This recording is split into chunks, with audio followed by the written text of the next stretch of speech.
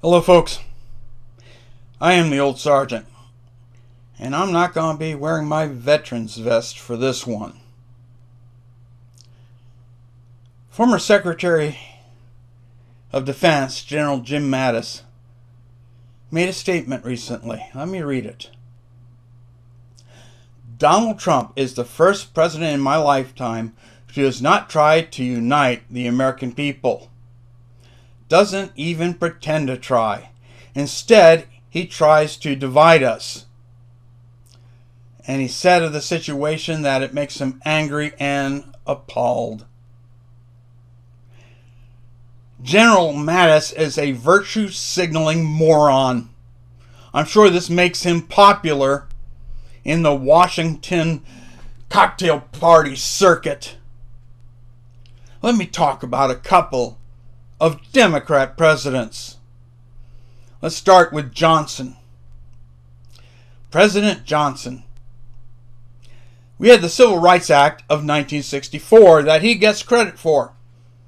But if you dig into the history, you'll find out that that was proposed by Dwight Eisenhower. And Johnson used his power to squash it because he didn't want a Republican to get credit for the Civil Rights Act. So, of course, it gets presented during his term. But even there, it took Republicans to push it through because of the strength of the Democrat South. And that was Johnson. And what did he say about all this and getting credit for it and switching voters from the black voters from Republican to Democrat? He said, I will have the N-word voting Democrat for the next 200 years. That's what he said. That's what he thought. That's who he was. And now I want to talk about Barack Obama. First black president put in office by a massive vote from white America, thinking finally this is over. All this animosity between races just because of skin color. Most Americans could care freaking less about the color of a person's skin. Most of the people that had those type of views have died off. But no, Barack Obama had to really sling the racial thing during his presidency instead of finally putting to bed racism. He riled it up. He did everything he could. And did he do anything for the black communities? No. He did not. Because he wanted to keep the blacks poor and mad. Because so long as they're poor and mad, they vote Democrat. He did nothing. And then President Trump comes along. What does he do? His actions before the virus had put the black unemployment rate to the lowest it has ever been. Record lows. Prison reform to get these blacks that are in prison and they really shouldn't be, to get them released and back into the communities where they can do good for their people. He did this with tax cuts and enterprise zones and all the other things that a president can do so blacks could raise themselves up to the middle class. Of course, the liberals don't like that because blacks who make it to the middle class have a tendency to discover that their personal values align with the conservatives. And they start voting Republican. Well, we can't have that, can we? It was President Trump that did all this work. Maddis. I used to think a lot of General Mad Dog Maddis. Boy, was I wrong. He's a damn communist. He chose his side. He chose to be on the side of the insurrection, the people that are trying to take down the country. He was given a chance to make a decision which way he would go, and he chose to be the communist. I have no respect for that man.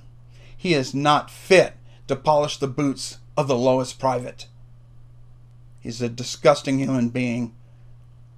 And I apologize, and I feel guilty about ever thinking good of that human being. Now, I want to talk about Defense Secretary Mark Esper. Mark Esper just did a little speech in front of the media. And he said he disagrees with the president about activating the Insurrection Act to bring the military out to stop these riots, to stop the destruction of the black middle class. But no, he's against the Insurrection Act. What does he think the Insurrection Act was for? This is Antifa and other communists trying to take down the government of the United States. What does he think it's for? Now, what should he do? He should privately brief the president and tell him why he's against using the Insurrection Act. And keep his mouth shut. If he can't, he should put in his resignation with the president. No, but what he did, he went out in public, in front of the media, and backstabbed his commander-in-chief. What low, scummy thing to do. And then he talks about the president's photo op. How disappointed he was that he doesn't want his position to be political right after backstabbing the commander-in-chief. He doesn't want it to be political. Yet he made the photo op political. He said it's just a photo op and it was horrible. I don't know what his exact wordings was. But no, what was the president really doing? The last thing the American people knew was their church, the national church, was on fire. And that there were all these rioters around the White House. And they were wondering if their government was falling. So what did the president do? Once they cleared out the rioters without using tear gas, that's a lie from the media. Once they were cleared out, he and a bunch of folks walked over to the church.